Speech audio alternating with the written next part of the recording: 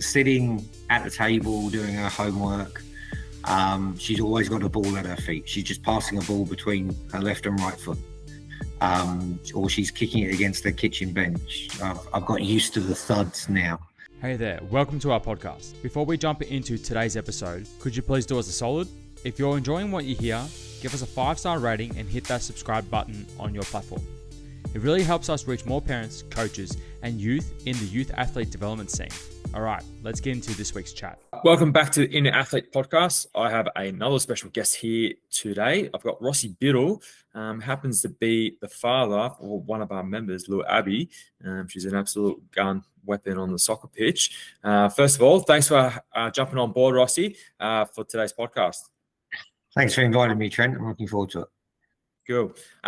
So today's all going to be about soccer, but more specifically girls development. And we're going to talk about Abby in a bit more detail as well, in terms of where she's come from. I know she's had a whole host of injuries and, she's shooting up in height, going through puberty at this time as well. And navigating that space is another, another spanner in the works, I would say. But I want to go back to you yourself and I guess, why you're so heavily involved in the soccer side, especially with girls development. So if you just want to give us a quick rundown of who you are, your playing career, coaching career, and we'll get stuck into it. Yeah, no, I appreciate that intro. So for me, I've been in and around sport the majority of my life. Back, even when I was Abby's age, 10, 11, I was playing football and cricket, just depending on the season. I had to make a decision at around about 14, 15 in which direction to go. And despite my love of football, I knew that I had a limited window within that. So I chose cricket. And I got sent to the Centre of Excellence at Durham Uni and played a couple of years at quite a high grade. Until unfortunately injuries took their toll, and back in the mid-90s when I was playing, sports science was nowhere near as good as what it is today, and so workload and impact just really cut short any career opportunities that I had. But what I knew very early on is that I actually love coaching. I love being coached first and foremost, and I think that that's a trait that a lot of coaches sometimes have egos over.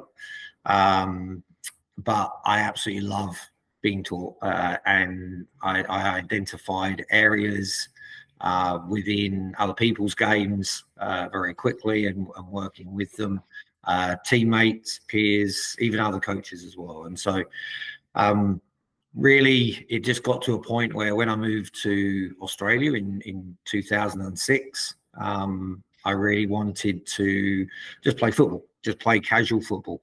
And so a bunch of us started a football team called JFG Wanderers, Jumpers for Goalposts, Wanderers. And they were all expats, and we did really well. But again, it highlighted running a football team. I actually required to go through the process of getting some coaches' badges. And so over the years, now both training at both men's level and now predominantly girls and women's level, I've been able to go through and get both my UEFA C through the Welsh League and my UEFA B, thanks to the Welsh League again, and working online with Barcelona. And so I'm really enjoying where I'm at with my coaching, because when Abby came along, I wanted to make sure that I could impact her life in such a positive way, not just be that dad on the sideline, parent on the sideline, just screaming at your kid or cheering, to do something different. I wanted to be able to articulate to her why and when these decisions need to be made about how she was actually playing. So that's really why I really got involved. And girls football has suddenly become quite passionate for me. The pathways that the girls face, the struggles for coaches, for good coaches. Again, unfortunately, we see girls football within Australia, certainly at the community level, you're still looking at parents. And then also at the NPL or state level, you're still only really looking at C-level coaches who have done it just so that they can take over a team, but not necessarily have that passion and drive to better somebody's career. Somebody asked me, why do I do this a couple of weeks ago? New girl coming into my under-9s team at Broxham. And he said, why do you coach? And just said, I just want to be a footnote in everybody's book. And it doesn't matter what that book is. I want to have a positive impact on whether they play football or whatever other sport or academics that they go on to. Thanks for sharing that. If you just want to clarify, just for those who don't fully understand, what's the level C and level B coaching accreditation? Yeah, so Football Australia do the same thing, but UEFA, I went through the European style of coaching. What that actually gives me the opportunity to do is take senior roles at professional clubs, to be able to coach professional players all the way down to grassroots. Sure. So you can pretty much work up and down the whole spectrum of, I guess, of we'll call it football. We'll keep it simple. I call it not soccer. Yeah, not soccer, it's football. They use their feet all the time. And what's your current role with Broxham at the moment? Yep. So at the moment, Lee Broxham, ex-Melbourne Victory player, started an academy about 12 months ago. I came on board, funny enough, as a parent first and foremost. Abby was selected, and then just through conversations, I've taken over, or I started coaching the under-9 girls that also included Lee's two girls. He has triplets at the club, and the two girls are absolutely phenomenal. The whole team is phenomenal. We've struggled to find competition at selected age group, which is always an issue. They play great football. They're very advanced for where they need to be.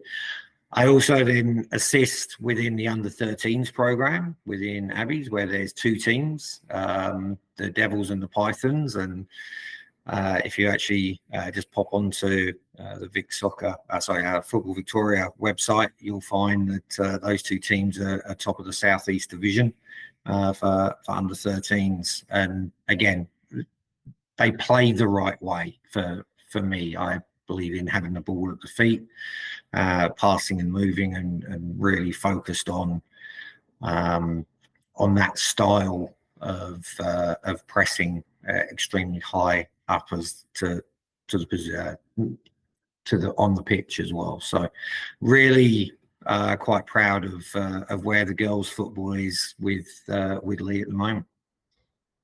So you believe in playing that high possession, high pressure, just making sure that you're controlling the ball and dictating, I guess, where everyone's going. Yeah, for me, there was a stat in the World Cup, Women's World Cup last year, and England were playing. And England had the ball on average 31.5 seconds, and they had it without 4. Who's going to win that game?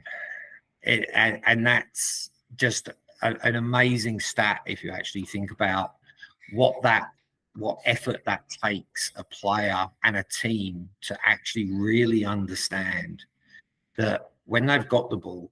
And this is a conversation I have with the girls on a regular basis at all ages, which is on average, you probably have the ball 2, maybe 2.5 seconds at a time, which basically tells you that you've got to be moving and fully aware. Football is such a mental game to actually understand positioning, to be able to make the run, to be able to make the tackle, to close down space.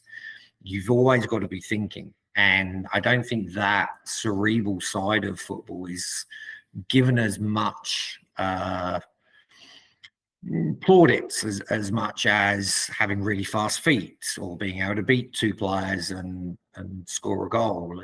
The mental side and actual football IQ, I think, really does have to be increased across all grades of football, because the one thing, and I'm sure you're testament to this, is that before the legs go, before the feet goes, even before you start to feel really tired, first thing that goes is your mind. You start making poor decisions on the pitch. And I actually asked the girls just last week, and again, across all age groups, what's the easiest thing to do on the football pitch? And they were looking at it from a positive point of view. They were saying, oh, the easiest thing is to communicate, is to move and to do everything. And I said, no, the easiest thing to do is nothing. Stand there. That's the easiest thing you can do. But it's not the right thing to do, because the moment you start standing there, your mind isn't focused on what it is you're supposed to be actually doing. And for me, I think that really is a piece of the game, across, as I said, across all standards, that it isn't really given as much attention as what it should be. Yeah. And then just kind of moving on to that point specifically, that Abby's team, obviously they're crushing it at the moment, and also the other team as well at Broxham. Then what do you see that the other teams aren't doing well, and do you see that as an actual gap within the girls' development? Yeah, very much so. What we do at Broxham is really stagger our training sessions to implement the reason why we're doing something. And this goes back to, again, when we were talking about my coaching and other coaches at Broxham, we're all qualified coaches. We're not a parent on the sideline just teaching kids how to pass the ball back and forward and weave in and out of cones. We actually take into account not just the reason, what the power of the pass is, what the power of the shot needs to be in the direction. It's actually why. Why do we need to do this? What's the mechanical aspect of a well-oiled machine to go, if Abby's got the ball in centre mid, then the right wing and the left wing, they both have to make the same run, but she only gets to choose one. And she has to process information extremely quickly to go, who's going to beat their player? Where does the ball need to be for them to maximize their success? And then once that happens, that player then has to decide, is there an opportunity to cut inside? Is there an opportunity to cross the ball? Do I need to dribble at pace a little bit more? And that's what we really practice. So we break that down almost to the granular level at Broxham, to make sure that everybody is fully aware that the left winger might make 20 runs in a game and only see 2 passes, but those 2 passes she has to be ready for, and be ready mentally to then make the decisions of, once the ball is received, that she's actually able to make a positive impact for the team. Yeah. Then you talk about be able to break past the player as well. Do you see in terms of the physical development side with a lot of these girls, do you think there's a lack of physical development and physical preparation when it comes to speed, strength, power? What do you see from your perspective? So very much so. There are teams that, I hate the term community, but there are community teams out there. There are girls that are out there just playing for fun, and that's great. The more players, the better. But when you come up against an under 9s team playing against an under 10s team, and you're seeing that the 9s are running rings around girls bigger than them, that are stronger than them, that are more developed than them, because of the way that the ball moves, is absolutely fantastic. The counteract to that is when Abby's team plays, they are big and physical girls. They understand that it's a physical game. And even if they are playing a community team that don't take it as seriously as the academy, don't have pathways to what their next step is, that they're just there, they go into their shells very, very quickly. And that's where Broxham Academy teams have been really dominating, because we win the physical side, we win the mental side, and then it's just about taking the next step with the ball. And then how have you seen, obviously Abby's been training with us for quite a while now. Yep. How have you seen her physical development from when she came in to where she is now? Well, you guys got recommended to us, and it's one of the best recommendations I've ever had. Abby had suffered a severe knee injury. She had dislocated her patella and had a quite a severe bone bruise that took 16 weeks to heal. She was on crutches, and at the same time, she was still growing. I still think she runs like Bambi on ice sometimes, but that's just the way that she is. She's 11 years old and she's 166 centimeters, and she's all legs at the moment. And so, coming to you, helping her first and foremost get that confidence back in her physical ability, not just the knee, but her upper body, her well-being. I know that you personally have spoken to her a number of times to make sure her head's in the right space as well, and that apprehension of going in for a tackle wasn't as prominent what it might have been for a community player that doesn't have inner athlete opportunities. Seeing her grow that way mentally, and then seeing her physical side take shape, her running style improve, her speed. She's never been one to be able to break a pack until really the beginning of this year, the beginning of this season, after being really 6 months with you guys. Really did see her driving with the ball, and it gave her confidence because she had the power to get away from players that she never had before. She would always talk to coaches or myself about why do I need to break through? Why do I need to take on players when if I can pass the ball 20, 30 yards at pace, it just bypasses all of that. And it's like, yeah, that's great. 8 out of 10 times, I will always ask you to pass. But every now and again, there's going to be opportunities for you to drive forward and penetrate the play that way.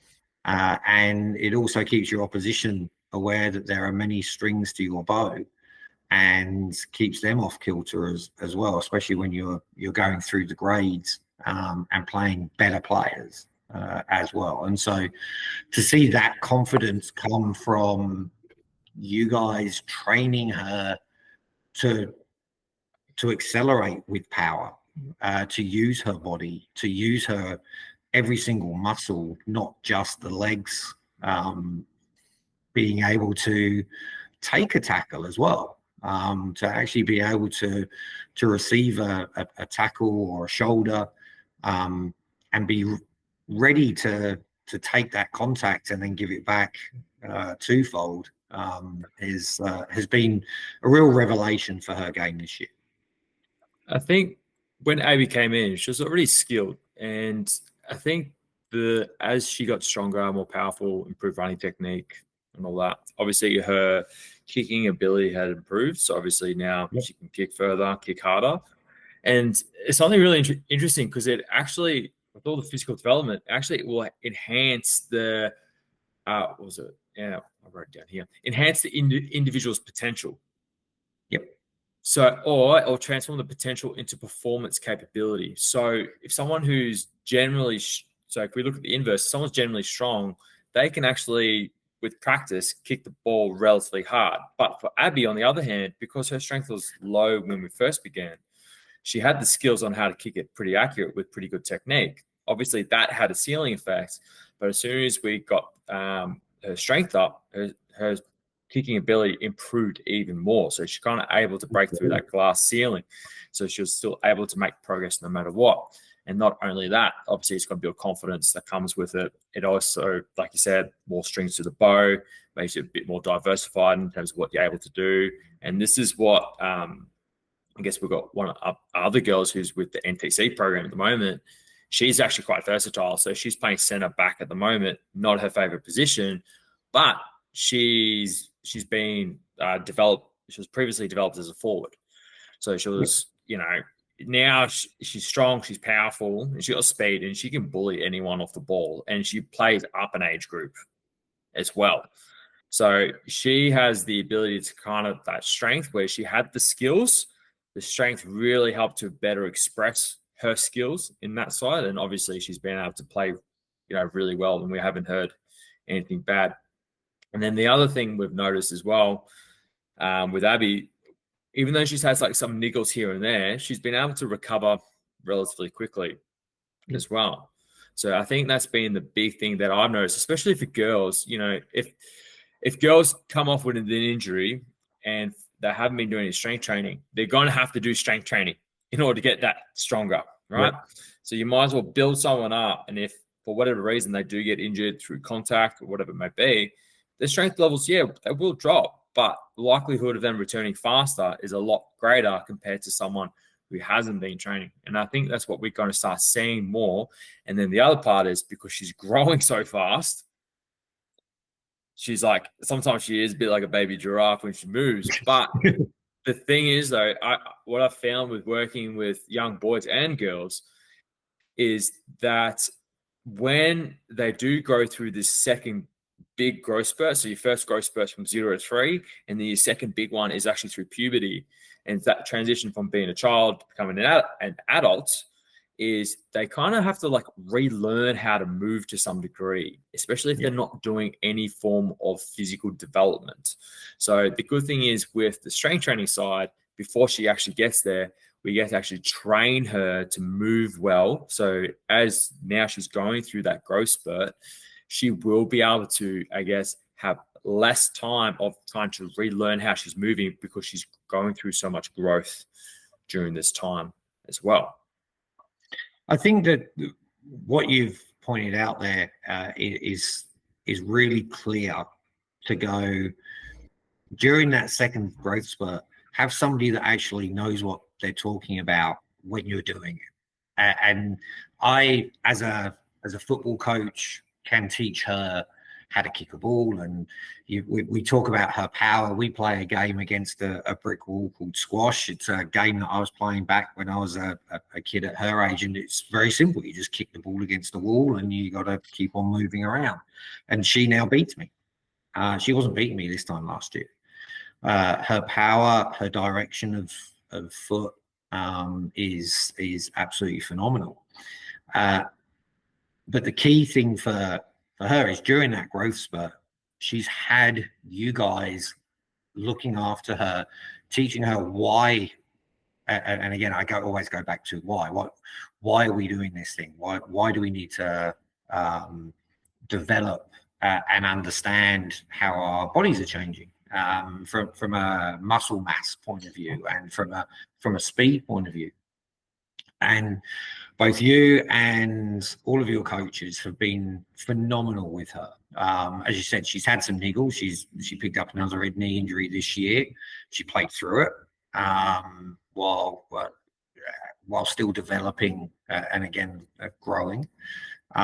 We saw a regression there for a few weeks, and then it just cleared up and as you said, from a recovery point of view, it wasn't like the baseline was so low that we had to build her back up again. The baseline was just 1 or 2 notches down, and then she's able to go again. Yeah. And then how do you go about managing her workload? Obviously, she wants to do well at school. Well, yep. You want her to do well at school. And then also from a training perspective as well, how do you go about like managing and balancing it all? Because she is doing quite a bit. It's interesting because she is an 11-year-old, but she's a mature 11-year-old. She's turning 12 next month. And so telling any child to go to bed is sometimes extremely hard, no matter what their age. And to try and explain to her that the best thing that she can do for herself is rest. It's her schoolwork. She's got a great school. They support her. They support her football extremely well outside of school, which has been really good. She trains at Melbourne Victory Academy on a Monday. She's got Broxham Academy on Tuesdays and Thursdays. She deals with inner athlete on a Wednesday, Friday, and sometimes on a Saturday morning. It's getting her to understand that the best advice that she can take is actually from her own body, and learning the fact that she can do all of this athletic strength, speed, footwork, but unless she's actually getting the required rest so that all of the muscles can then recover and come back the next day and the next day, and when she has to play again, and she played 3 hours yesterday. She was in a fantastically physical way of playing. It was hard. It was against boys. It was against bigger girls, but she came out of it the right way. And so last night it was light training at Broxham, and she hated it because she wants to get back in there and be physical. But it's about her understanding that through that workload, sitting at the table, doing her homework, she's always got a ball at her feet. She's just passing a ball between her left and right foot, or she's kicking it against the kitchen bench. I've got used to the thuds now. There's always a ball at her feet somewhere, and that's awesome, and that's testament to her, because I tell all of my girls 1,000 touches a day, and it doesn't matter in which capacity. You just need 1,000 touches a day of the football. Have it close to you. There are girls in other parts of the world that just stand on top of a Coke can and then start kicking that around. Some girls don't have the same opportunities as what you do. So be aware that workload that you've got is focused the right way to make sure that when you're playing and when you're training, you're at your optimum level. Sure. And I think the one thing that we've tried to do is get her is maybe, let me scratch up. Some of the things that we do with our younger members is getting them to understand what their actual body is saying to them. Sometimes a lot of kids will find it really, really difficult to actually be able to describe what that may be. And usually what we tend to do, and with Abby, I like to always go back 48 hours. What has happened in the last 48 hours for you to feel like you're in this state at the moment? It gives them a little bit more context as to why that may be. It may be because of overload training, from a training load perspective. It might be from a nutrition perspective, they're underfueled for whatever reason. It might be sleep-wise, stress, friends, whatever it may be. At least we get them to understand that any form of stress is going to have an impact on the way that we perform and the way that we recover. So then we can actually get them to be a bit more forward thinking. So when they know they've got a game or 3 hours of training or whatever it may be, that they're more prepared for that stress coming forward. So if they've got like a soccer tournament, like a school soccer tournament coming up, we know that she's got to be more fueled up in preparation for that, because the likelihood of her being able to sit down for half an hour and have a proper meal during the day is little to zero. Yeah. So, and that really comes down to knowing how your body responds 48 hours prior to where you are now, and understanding all the minor changes that you need to make, and then actually actioning those in preparation before the big stress really hits you. Because then once that big stress hits you, it will bring you down, but how much will be determined by what you do prior. Yep.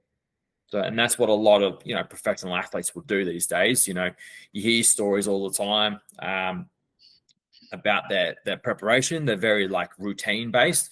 There's like a Collingwood player used to eat like a whole barbecue chicken the night before. It was just like his routine. I'm just like, well, if he can eat it, get plenty of calories in, because he's probably not going to get much during the day, because obviously it's just nerves.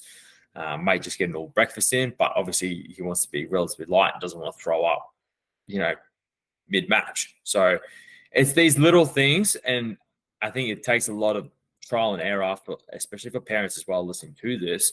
It will take a little bit of trial and error to figure this out, and obviously understanding what they've done prior to where they are now. Then you take those lessons and then apply them, and plus they've already gone through it. So the one thing that I have learned as well with a lot of kids, they like to experience things for them to be able to make changes. If you tell them what to do, or hit to some point, but they may not execute on majority of the information that you provide. Yep. So if you've gone through something they've experienced and they don't want to experience it again, then you've got ammunition for them to apply what they're going to do moving forward as well. So that's been the biggest lesson from that perspective. Then I think you pretty much nailed everything I want to talk about. That's awesome. That's good. So what's the future plans for Abby then? What's the focus for her? So we now at the pointy end of the season. So there's going to be a couple of tournaments, hopefully in September. She gets to go to Barcelona Academy to train with their coaches that are coming over at the end of September, which is awesome. She gives her the opportunity to then actually go to Spain later on in the year and actually go and train in the winter sun of Barcelona. And then it's actually just about finding the right team for her. Broxham Academy has been absolutely awesome. I cannot say enough good things about that. But given the way that football is structured in Victoria at the moment, or in Australia at the moment, it just means that academies can't take girls. They can take boys, but they can't take girls really past that under 13 side of things. And so for her, she wants to be playing 11-a-side, very much like your other girl at NTC. Abby plays up 2 years on a regular basis, and absolutely loves it. So at the moment, the future is really whatever she wants it to be. Wherever we can find the right coaches. As a coach, actually, I want to say this to you. Beginning of this year, and I said this to the beginning of last year as well, she needs a different voice than just her dad. And the coaches, Harry at Broxham and Lee himself, has taken some time. The coaches at Melbourne Victory, she is really responding to them a lot better now than her dad, despite whatever qualifications I've got. It doesn't matter. I'm her dad at the front of all of that, and I cannot testify enough to say any player, boy or girl, as a parent, take yourself out of their coaching, because sometimes that message gets lost because they see the parent first, not the coach. And the other thing that I'll say, and as a parent, we sit in a car with our child coming back from school, and whatever they've learned at that school on that day, they always are asking questions, and we're equipped to answer those. When coming back from football, I'm lucky. I've been around football all my life, but there are some parents out there that haven't. Take the time to actually learn. Speak to the coach about what it is that the player is learning, because in the car you're going to have those questions. You're going to be asked a question by your son or your daughter. Why? What should I be doing in this particular situation? Why? How? And what?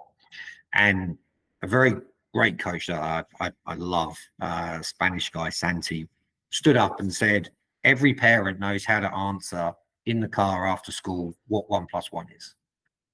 But hardly any parents understand what an overlap is, or passing with purpose means, and it's not that you have to go and get the coaching to understand that. Speak to the coach to go each week and go, what are you teaching them, and what do I need to know for the half hour where I've got my child in the car talking about the training session itself. And I think if all parents can just take that little bit of time and understand what it is they're getting, their child's getting coached each week, then that's only going to help progress the player themselves. And that will reinforce what's been learnt during that session. Yeah. As well. And it also shows that, I guess from a parent's perspective, that you're actively engaged with your child's development as well. So rather than just in like a babysitting service and you drop your kid off and pick them up, 90 minutes to 2 hours later, I say it all the time. It shows that there is some level of active engagement. And actually that's probably a really interesting point, because when I speak to parents, more so on the swimming side, I definitely see this in terms of the training and the skills. Like, I've never been a swimmer myself. I know how to swim, but in terms of high level, no clue. But I know enough and understand enough of the lingo and where they want to be from observing and listening to the coaches and applying that in the strength and conditioning side. So when I go talk to the parents, that there is everyone surrounding the athlete is basically using the same language. It's universal. There's no undercutting or anything like that. That's all focused on the individual in the middle. In this case, it would be Abby. That it's that they're learning it from different people. The same message is coming from different people, and they're just continually reinforcing the points that we want her to develop moving forward. Absolutely. Cool. Yeah, thanks for your time, Rossi. I really do appreciate it. I definitely learned a lot and made a few notes along the way as well. If people want to get a hold of Broxham, I know there's a few changes happening with Broxham moving forward. How can they get a hold of get in contact with Broxham Academy? So they can follow through the socials. More often than not, they use Instagram, and the director of football will respond fairly quickly there. Or you can actually just email Lee himself, leigh at broxhamfootball.com.au. Cool. I appreciate it today, Rossi. And yeah, I'll speak to you soon. And for everyone else, I'll see you on the next one. You have just listened to the Inner Athlete podcast. Be sure to subscribe to stay up to date with the release of weekly episodes. Be sure to follow us on Facebook and Instagram to get great tips on all things youth athlete development and youth mentoring.